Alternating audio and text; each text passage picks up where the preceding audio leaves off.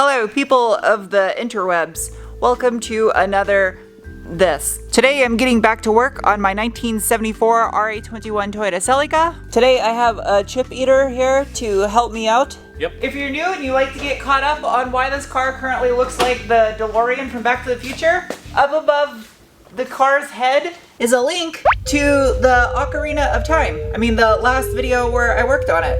Now that I have this finished up, this oil pan version 2 done.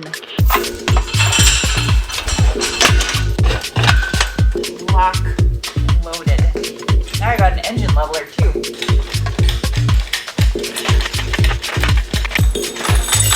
So I can get this thing accurately positioned in the bay. It's mounted at all four corners of the top of the engine. That way it sits level. Are you? Oh jeez! I almost took a Charlie out.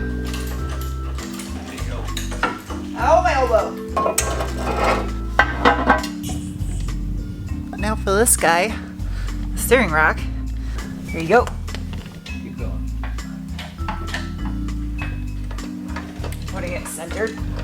So the whole purpose of doing this and why we had to clearance the oil pan is because the back of the engine needs to go slightly higher and the front has to come down. All right, I am passing the camera to you so you can take a look at the firewall. So you can see it hits right here.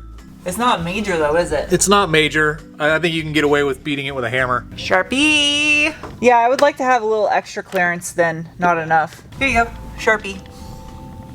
I had initially planned that I was gonna have to cut the transmission tunnel and firewall to give clearance, but it's not as bad as I initially planned. If you took all three sides and moved it up maybe a ½ an inch at most, it'll give you so much more room for this, it's not even funny.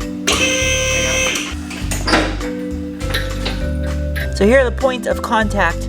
That area, this area, and right here. I saw your feedback on this situation, and I don't agree with this, but also cutting it up might cause more harm than good. You're right, it's fine. It's all right, I can admit when I'm wrong. Well, it actually moves pretty easy, and it didn't make it look like hamburger meat. It moves so easy. Pull the tab right there. So there you go. A little bit of the bed liner chipped in a couple spots, so I'll just redo those areas, and then this will get a little bit of body working when I paint in here. You can't even tell. Drive down! I still have your plug in. How am I clearance-wise? I need a flashlight. Geez, I got a lot lower. You are barely clearing the steering rack. Barely clearing the steering rack? Yeah, like millimeters. Alright, I'm gonna try this little trick then. This right here is an exaggerated test because the tape is slightly lower than where the bottom of the hood is. So that's a good indicator of about maximum. Oh geez, I got it so dusty under here. There you go. Now you guys can see. So there is the side clearance area right there. It's tight. I can give a little bit more space, which I'm going to. So this side's got way more room. And I'm gonna give it just a little bit more, just to be safe. Right there.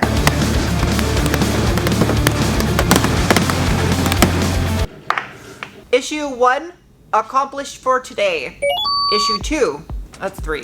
Removing this material down here to make room for the TRD over fenders left the bottom of the panel super flimsy. When fenders are stamped out at the factory, you'll notice they all have a little lip no matter where to give the fender some rigidity and keep it from warping and misshaping. What I could have and should have done is left a little bit more material and then rolled that lip when I cut it. However, Master Fabricobbler has a solution, which should match the rear fairly nicely. So this is just a piece of 1/8 inch TIG welding wire, like ER70 mild steel.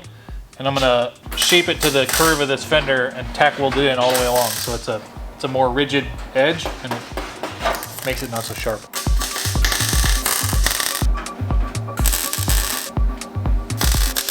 Let's try to test fit this real quick. Make sure it's still retained its shape. Oh yeah. Oh yeah. It feels so much more rigid and secure now. Like I feel like I'm mounting to an actual body panel, not a flimsy piece of sheet metal. Also, he's going like in a cattywampus pattern to prevent it from getting too hot so it doesn't have any warpage. You don't want it to get too hot in any one spot. Like I do like 5 or 6 tacks and then move across the fender and do 5 or 6 tacks and move across the fender. If you just tried to weld a bead, it would like get really hot as you're welding and start differentially cooling off. And that is a million times better. It is as sturdy as it was before it got altered. Flappy boy. I feel like Bono from U2 with these safety glasses.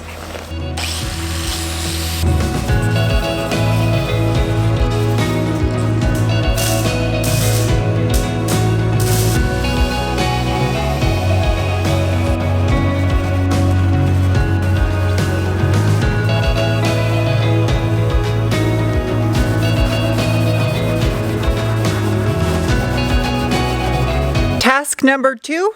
Accomplished. So if you recall that this car had the vinyl top on it with a little strip that was riveted to the roof panel, these holes need to be filled. That's what she said. ridiculous. Downing with the sickness. I'm gonna see what I can do from the inside. Oh, there's foam in the headliner. This has got padding underneath it. Probably that jute, like. Just removing this headliner could possibly destroy it, but welding up there could possibly destroy it. There's no easy solution to this problem. I really don't want to the headliner is flawless in this car.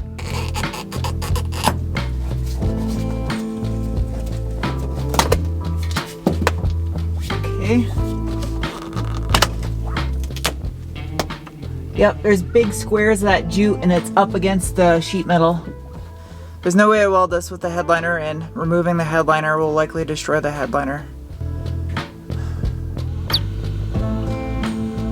It's a new day and it's a new problem. I'm gonna hold off on the roof situation for a little bit and take care of regulators.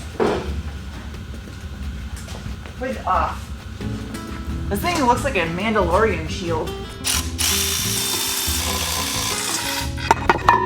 This little threaded nub and the one on the side are no longer required for this application, so there's no point in having them here, just clearance issues.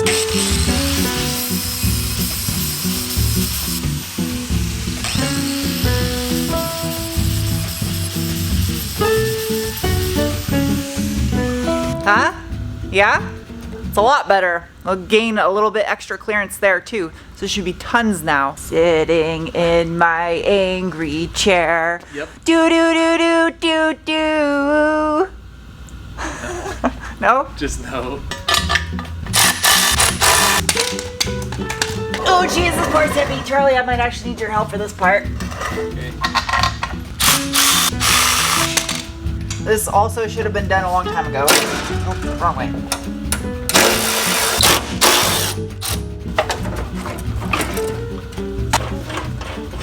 I wish you would have kept a tally of how many times we took in the engine in and out of this car. Right there. That's stupid. I should have put it on with the crank on that side. Down. It's like a whole simultaneous motion. Here's a rock. I can already tell it clears a lot better in that transmission tunnel. Yeah. Engine looks fairly centered.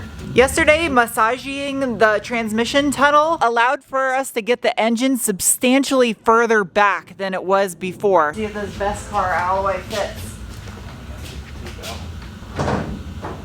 Ooh, ooh, ooh.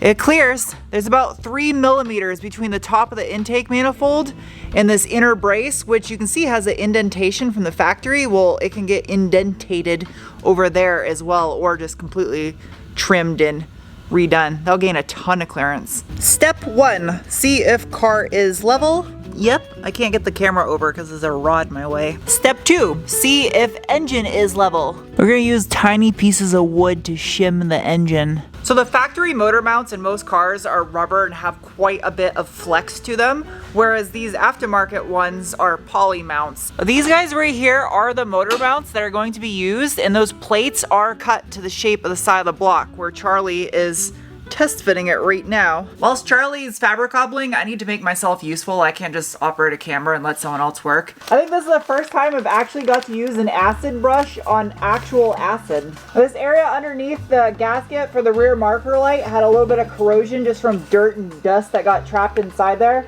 I already grinded this out as best as possible with a wire wheel. Right here is where the stainless rocker trim was at. You can see he filled it up all those holes already. This needs to be ground down. But there was a little bit of dirt that built up corrosion right here, so I got rid of them. Well, there's little rubber butt plugs underneath here that can be removed for draining. And also, that right there is a great place to put some of that chassis wax that they use on European cars. Oh, that one's full of dirt. I gotta strip this whole pinch weld and fix some areas before I get this thing in epoxy. You can see just how bad that corrosion is on the bottom of the front fender right here. I mean, it's structurally okay, but that needs to be treated. So I'm putting a little bit of the acid into this sprayer. Probably enough, I don't really need a lot. And I'll put this on. So I can get up inside the rockers. I'm gonna spray this stuff up in those access holes, and it'll coat the metal from the inside out in case there's any corrosion that penetrated all the way through.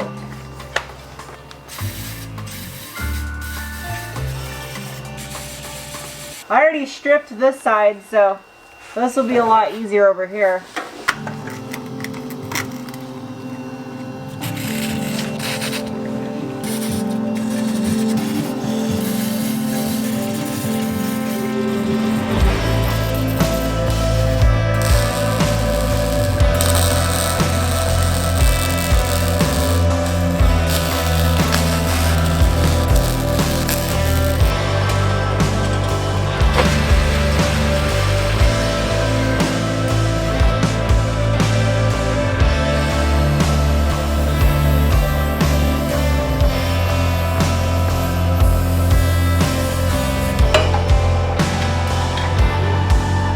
So I just cut these pieces of 2x2 square tubing so that they're the proper length, front and rear, because it's a little different. They have a slope, and notched it for that piece of tubing that's the motor mount. I made them a little bit long so that when the engine compresses the bushings with the weight, that it'll hopefully be at the right height. Now that is not the finished product of the mounts because we still have to make the headers. Once the headers are fabricated, then there's gonna be some additional bracing to strengthen up that box and attach it to the engine cross member.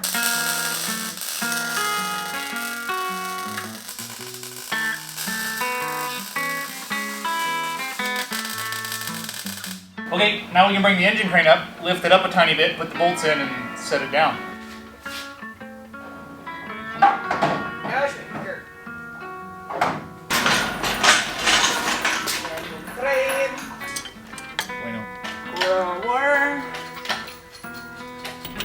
Use a spud bar. I think I could like thread it in actually.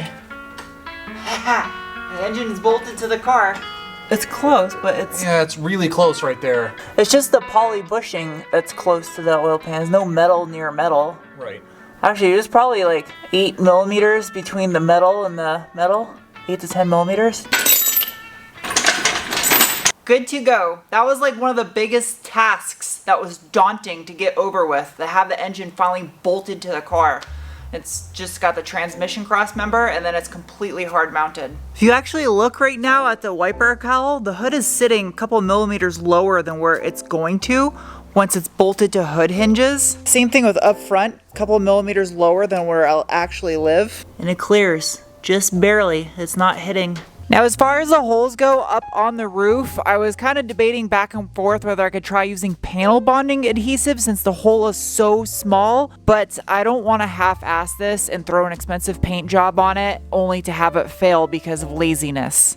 The headliner has to come out and I'm just gonna have to be so careful to see if I can do it without doing any stretching or deformation of it whatsoever. I know I said the next video is probably gonna be epoxy, but this needs to be metal worked first. So I'm not really sure what's coming up next, but thank you guys for watching. I'll see you soon with another video. Bye.